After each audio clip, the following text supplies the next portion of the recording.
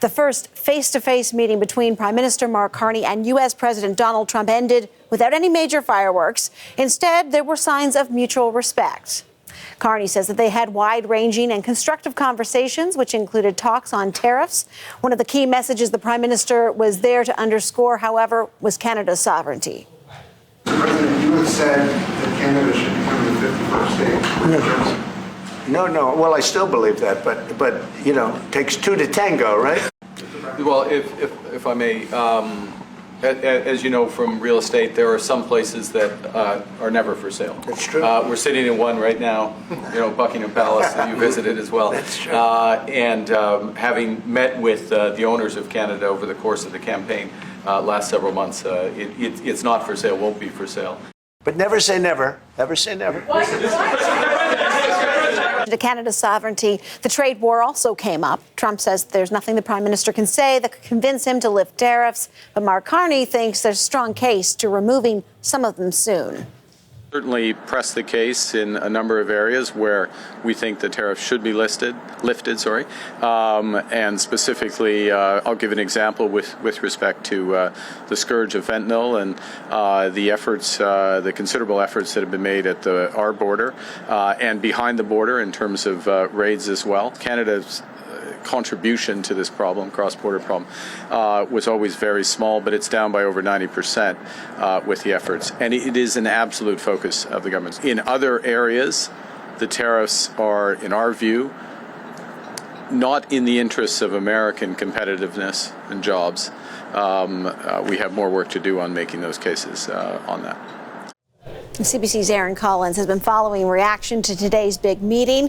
Erin, we heard from the U.S. president a short time ago. What indication do we have from him on how he feels that meeting went?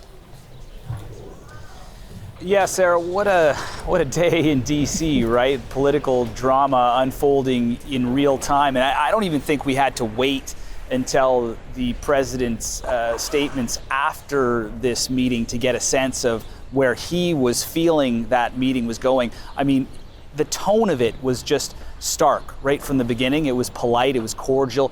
You had Prime Minister Carney calling President Trump a transformational president, and you had President Trump congratulating the Prime Minister on a successful campaign. So right off the bat, the tone of the meeting seemed to take a turn from past Canada-U.S. relations we've seen in recent years between the two countries. Have a listen to how President Trump answered questions from reporters following that meeting about how he thought things went. This is a big step up. It's a good step up for Canada. I watched very closely. I thought he did really terrifically in the debates. I like him. You know, he's a nice man. We get along very well. We had a great meeting today. Really good. I think the relationship's going to be very strong.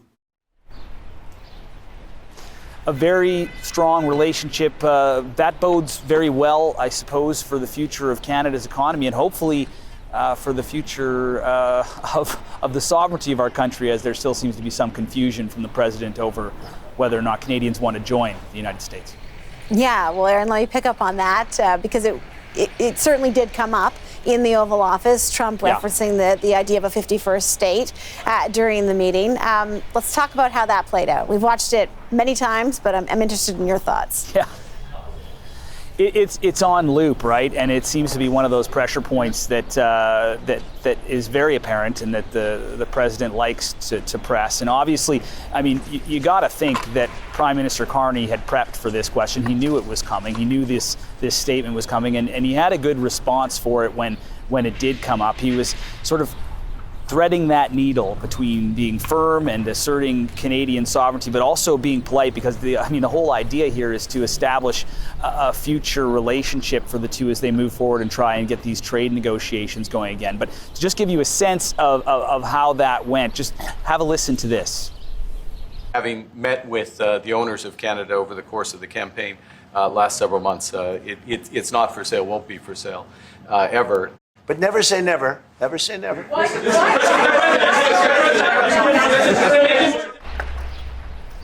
So never say never from one side and then never, ever, ever from the other. I mean, it must be challenging for a prime minister who essentially campaigned on, standing up to Donald Trump to then sit in a chair next to him and essentially say, what you're saying, well, that's not going to happen. And he did that today with a firm hand, but also in a polite way. Very Canadian. CBC's Erin Collins in Washington. Thank you. Okay, now I want to bring in a host of Power and Politics, David Cochrane, who is also in Washington. Right now outside the White House, was inside for a while today. This was a big day for Mark Carney. He pitched himself to voters, of course, as the man who was going to negotiate with Donald Trump. How did the start of those negotiations go? Well, this could have gone sideways, and it could have gone sideways quickly, loudly, publicly, and in many damaging ways. And it didn't. And I think that is the number one takeaway to have from this particular first meeting. There were a lot of nice things said about each other. Mark Carney calling the president transformational, crediting him with reinvigorating the conversation about national defense and security and commitments to NATO, and with the president saying that this was a competent, capable prime minister that Canadians have chosen, and taking a shot at Justin Trudeau by saying this was an upgrade or a big step up or a good step up. But it's pretty clear Mark Carney came into this with a plan in terms of how he would conduct himself, and how he would handle various situations. And while Donald Trump dominated in terms of time spoken and words spoken, you could see the strategic nature of the interjections and the topics on which he interjected by Mark Carney, that while he didn't dominate this meeting, he had command of the parts of it that he needed to be a participant in, because he's not going to go in there and out-talk the President of the United States, and it wouldn't be wise for him to do it. But, to let Trump dominate, to bring him back, when talking about how it's just a matter of time, when Trump said it's just a matter of time before, Canada becomes a 51st state, and talked about it in real estate terms, and then Mark Carney bringing it back to, in real estate, some things are just never for sale. And like this place, talking about the White House and Buckingham Palace, knowing Trump's affection for the royals and the fact that, King Charles is going to be coming to Canada soon.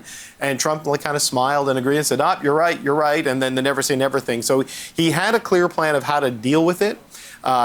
Course correcting the president without offending the president, getting him to nod in agreement in a little bit, and then sort of redirecting back to the key points that Mark Carney wants to focus on in this relationship, about how it's better for everyone when it works well for everyone, when it is clear, when it is certain, how Canada and the U.S. can work together, and so many things beyond just trade can focus on security and on defense. And he was able to put these things into the conversation, push back against some of Donald Trump's more difficult positions, shall we say, and leave. He tried to manage expectations with a papal reference saying there'd be no white smoke. Sorry, there's no black smoke either, right? This was not a tire fire. This was not a garbage fire. This went pretty well in terms of how meetings have gone with this president, certainly, and with with Mark Carney's predecessor as prime minister. I love that analogy. I think a lot of this country was watching the broadcast of that meeting in the Oval Office, and wondering what it would be like to feel what I assume must have been some tension in that room. But you were there. You had a front row seat. You were in the Oval Office watching this. So what was the mood like? What was it like to be there? Yeah, that was my very first time ever in the Oval Office, and sort of the way it came in, you saw where the shot you see where Mark Carney is there and Donald Trump is there. I was on the American side, sort of behind the couch where J.D. Vance, Marco Rubio, and Howard Lutnick were sitting, and then you had this next layer of staff, Susie Wiles, his chief of staff, and Stephen Miller, one of his top political advisors. And so my view was of the Canadian delegation, and there was a tension there, even though the tone was friendly, because some of the words were fairly menacing, right? When the president's talking about making it unrealistic to make cars in Canada and they should be made in the United States, I mean, he can say that with a smile, but that's tens of thousands of jobs and billions of dollars of economic activity in a key sector. But you could see the intention here from the Canadian delegation was to have one messenger and one message. 3 cabinet ministers and an ambassador there. Nobody spoke to the media. Nobody did interviews. Nobody did scrums. Mark Carney was going to be the face and the voice of this. And as you watch the Canadian delegation in there, they had their game face on. They were very disciplined in terms of like not letting their facial expressions or their reactions sort of betray their internal monologue. You know, polite smiles and, you know, and responses when the president made a joke or made a reference directly to them. But when he was going off on the 51st day, talking about taking over the auto sector, just poker face. It was like watching the final table at the World Series of Poker. A very strong, disciplined exterior for the Canadian delegation, knowing there was a lot of anxiety coming into this, because no matter how much you prepare and no matter how serious the issues are and how serious you are about them, you're dealing with the most unpredictable leader in the democratic world right now. And you just have no idea what Donald Trump is going to do and how he's going to do it. So there was a very concerted effort to let Mark Carney be the point on this publicly and not to do anything to sort of trigger any kind of secondary storylines beyond what the Prime Minister wanted to say and get out of his meeting with the President today. So on the out of this, there's some indication that there's going to be conversations, I think, happening maybe in the coming days. We know it sounds like Donald Trump is going to be coming to Kananaskis for the G7 in June. Yeah. But what are you watching for in the meantime? Yeah, I mean, it's unclear to me exactly what the process is from here. I know the Prime Minister said that there will be officials having discussions. I don't know if we're talking about the beginning of a formal trade renegotiation between Canada and the U.S. and maybe bringing Mexico into it, or is it going to be more like we saw with the border plan on the fentanyl tariffs, where it's a series of measures to try to hit a threshold of appeasement to maybe have the president back down on things. So how that takes shape in its structure and form, how receptive the Americans are to this, and also if this era of goodwill continues, because sometimes you can have the Canadians saying it went well, and we're talking about, oh, it wasn't a bad meeting, and then you know, a cabinet official or Peter Navarro shows up on Fox Business News and they have a whole different version of things, you know, and it throws a smoke bomb into the conversation. So I'm curious to see if this persists, if sort of things quiet down a little bit rhetorically now that the leaders have met face to face rather than speaking back and forth in competing headlines and social media posts and various news articles. And then what kind of progress is made by the time we get to June 15th, right? The 15th to the 17th of June, that's when the G7 summit is going to happen in Kananaskis. President Zelensky is going to be invited to that. You know, it was suggested by Goldie Hyder earlier today with the Business Council of Canada that maybe you invite Claudia Sheinbaum, the president of Mexico, to come to that so you can try to kickstart things. But just where does the relationship go publicly and privately with the new Prime Minister's office coming in and the Trump administration, and has actual progress been made between now and the next face-to-face meeting that's on the calendar for mid-June in Kananaskis? David, another long day for you and so many of our colleagues in Washington. You've all done incredible work. I know I was watching Power and Politics. I know the mosquitoes are really getting you right now. So I'm going to let you go. But thank you so much for that take on the day in Washington. That's David Cochrane, host of CBC's Power and Politics. Okay, we're going to get some more analysis, of course, and now with Sheila Copps in Ottawa. She's a former Deputy Prime Minister of Canada. Thank you so much, Sheila, for your time. Thanks for inviting me, Sarah. So we've heard time and again now not to expect white smoke. There was no white smoke, but as we just heard David say, there was also no black smoke. This wasn't a dumpster fire, as he put it. But is that the bar? Was today a success, do you think? Oh, definitely. I think that the bar was set very low because we saw what happened to Zelensky. Mr. Carney didn't get Zelensky, which has actually become a new word. And I think there were some people even saying that it was too risky to even go. So I think he went. He intervened when he needed to intervene. He gave the floor to Mr. Trump, which Mr. Trump obviously likes. And I think he made his points with élan, as they say in French. I thought he was very artful in the way that he spoke the real estate language of Trump, but at the same time said that he's spoken to the people of Canada and we're not for sale, the owners of Canada. You're someone who's been in the room in some tough negotiations in the past. How do you balance pushing back diplomatically without angering Donald Trump? Because if he does retaliate, we know if he feels in any way attacked, and it's sometimes hard to anticipate what might make him feel attacked. Well, I think in particular, the reference that David was making to the poker faces of the cabinet ministers, at the very end, Mr. Trump started spewing out a whole bunch of lies and falsehoods that he stated for months about how much Canada's ripping off the United States. And it was met with a kind of a grim silence, but the message was certainly there. And I'm sure that the Prime Minister had a chance internally to talk with him about that in greater detail. The fact that they are setting up some form of a negotiation is a good thing. The fact that the President even said that he liked the CUSMA or the USMCA, it's awkward to deal with him because he'll say one thing and then do something else. And that's what we're going to have to watch going forward.